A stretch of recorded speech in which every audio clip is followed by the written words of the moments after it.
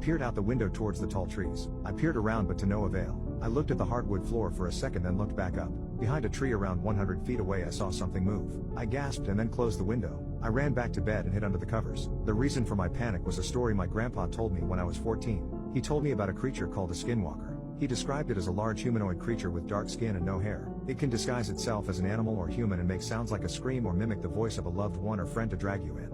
The only way it could be stopped was to shoot it with a silver bullet. This idea was running through my mind. I stayed under the covers for about 10 minutes. There have been no screams since then. Over time I started to calm down. I had to use the bathroom so I got up and walked towards the door. I stopped moving for a second to itch my ankle when I heard a whimper outside. I froze. It sounded like a dog or some other small animal. In my mind, I thought, stop being a wuss. It's probably just a dog or something. Skinwalkers aren't even real, you idiot. I snapped out of my haze and continued to the bathroom. I finished in there and walked out. Before returning to bed I peered towards my front door. Something was blocking the window. There is a porch light so I could tell something was there. I thought that maybe it was a desk I ordered that might have shown up sometime after I went to sleep. I watched the mass for about 5 seconds when my heart dropped. I watched as the mass slowly shrank below the window of the door. I started to hear the whimper again, this time muffled by the front door. I laid my back behind the wall by the stairs and pulled out my phone. I started to dial the number of one of my neighbors, Paul. I called Paul because he is a professional hunter. He has a lot of weapons so he was the best choice. He didn't pick up the first 2 calls but picked up the third. In a groggy, annoyed voice he said, "What? I need help. There is something at my door whimpering," I said, my voice trembling. "Like what?" This time he sounded more interested. I'm not sure. I think of some sort of animal," I said. "Hold on." I heard the phone scuffle around a bit then he spoke again. "Looks like a small dog," he said. His bedroom window had a perfect view of my front door. "Please don't think I'm crazy but I swear I saw it shrink," I said, feeling like an idiot. Dead silence. "Hello?" I asked. "Did you say shrink?"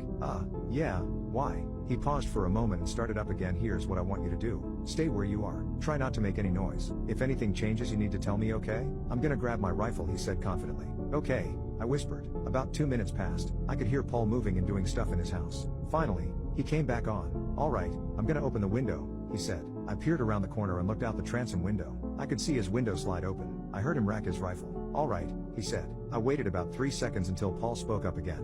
I don't see anything there." As he said this I realized that the whimpering had ceased. "I can't hear the whimper anymore," I said. "That's not good.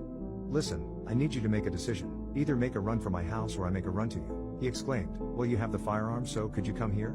I said. He sighed. "All right.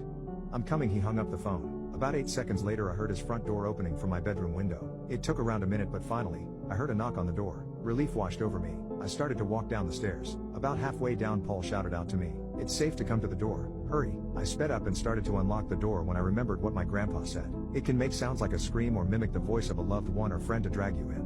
I stopped in my tracks and started to back up from the door. I headed back up the stairs and decided to peer out my bedroom window. There in the street was Paul, not moving. I turned white as a ghost. The person at the door wasn't Paul. It was the creature. I didn't know what to do next but I came up with a plan. I was gonna distract the creature by throwing something behind my house. When I knew it was there I was gonna run out the front door into the street and grab Paul's firearm. When the creature comes back around I will end it. If Paul knew what it was he must have had silver bullets loaded. I grabbed a vase from the hallway and headed toward the bathroom again. I slowly started to open the window. I made sure the coast was clear and dropped the vase onto the ground. I heard the creature scurry away from the front deck. I quickly ran towards the front door. I unlocked it and swung it open. I made a break for Paul who was now lifeless. I shouted at the creature asking it to show itself. The road fell silent. After about 10 seconds I saw it galloping out from the side of my house on all fours. I raised the firearm and unloaded, closing my eyes.